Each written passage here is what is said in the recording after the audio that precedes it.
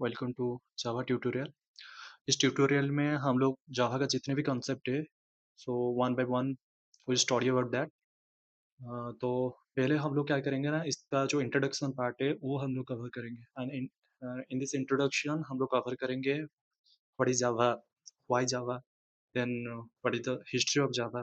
Okay, then we'll look into the features of Java, and then will learn uh, the most important topic like JVM, JRE and JDK.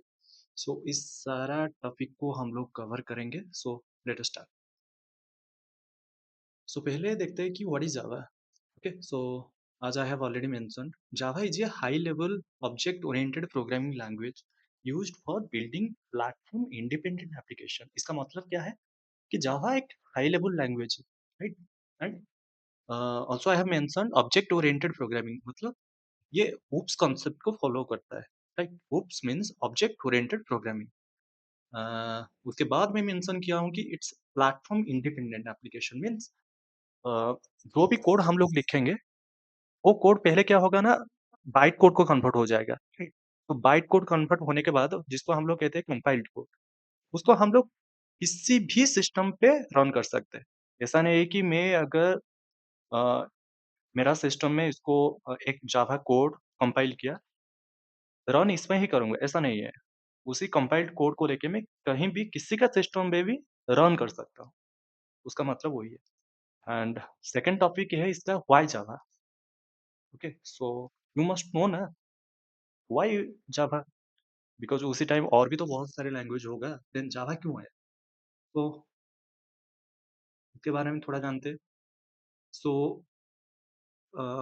if you compare with C and C++, right? So C and C++ powerful platform dependent, ये platform independent नहीं है, जो बोला था पहले मैंने।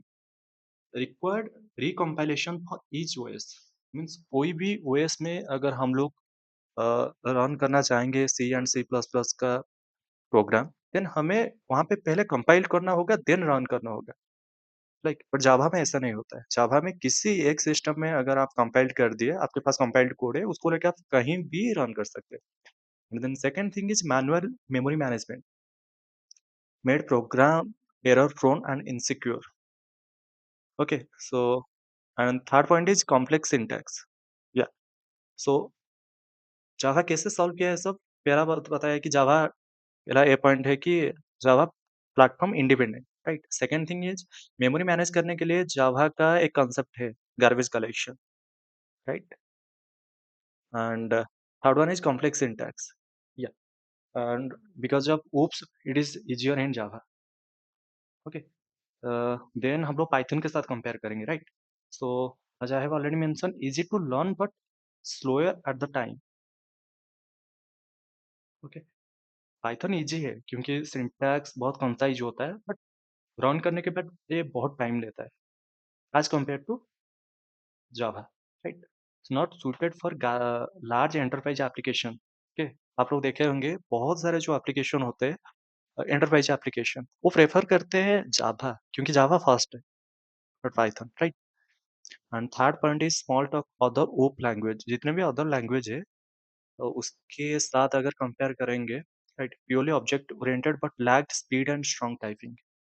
And second point is Java kept O principle but added strong typing and better performance means जितने भी ऑब्जेक्ट ओरिएंटेड प्रोग्रामिंग थे उसी टाइम, राइट, जब जावा आया, वो सारे ऑब्जेक्ट ओरिएंटेड प्रोग्रामिंग कंसेप्ट को फॉलो कर रहे थे, बट स्पीड उतना नहीं था जितना जावा का है, राइट।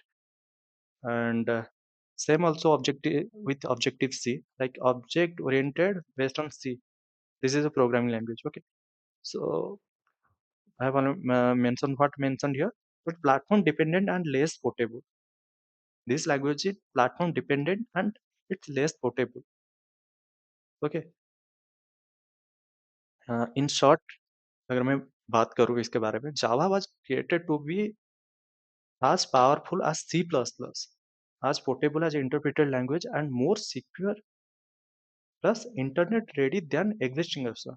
मतलब जितने भी उसी टाइम लैंग्वेज थे, ये जैसे सी प्लस प्लस हो गया, वो जितना पावरफुल था, जावा भी है उतना पावरफुल, राइट। मतलब जितने भी लैंग्वेजेस उसी टाइम थे, वो सबका जो पोटेंशियल था, वो सारा पोटेंशियल जावा में है विथ सम एक्स्ट्रा थिंग्स जो कि एज ए लिमिटेशन था अदर लैंग्वेजेस में at that time. Okay, and then history of Java. तो Java developed by Sun Microsystem in 1995। Okay, so पहले ये सन माइक्रोसिस्टम के द्वारा डेवलप किया गया था, बट बाद में इसको ओरेकल ने एक्वायर कर लिया। Okay, so this was history of Java. Now let us know about the features of Java. What features Java provide exactly? Right. First one is portability. Means it's portable, right? And second thing is security. Third is robustness. Fourth one is OPS. Like as I already told, it provide OPS concept. It is robustness.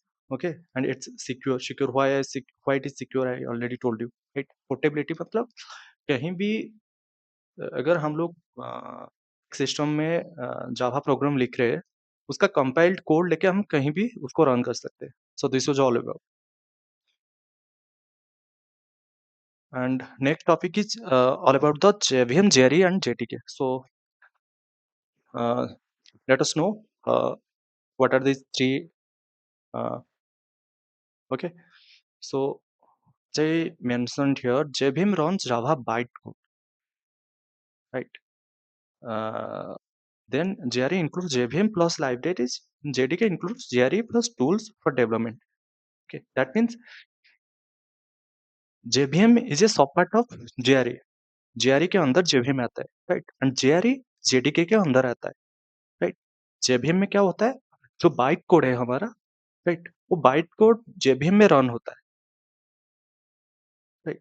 And ये JVM जो होता है वो JRE में होता है। JRE मतलब JVM है Java virtual machine, and JRE मतलब जावा रन टाइम एनवायरनमेंट, राइट?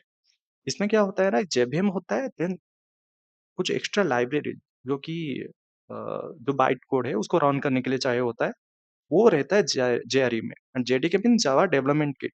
मतलब ये जेवीएम एंड जेआरई सारा कुछ जेडीके का अंडर आता है। ओके,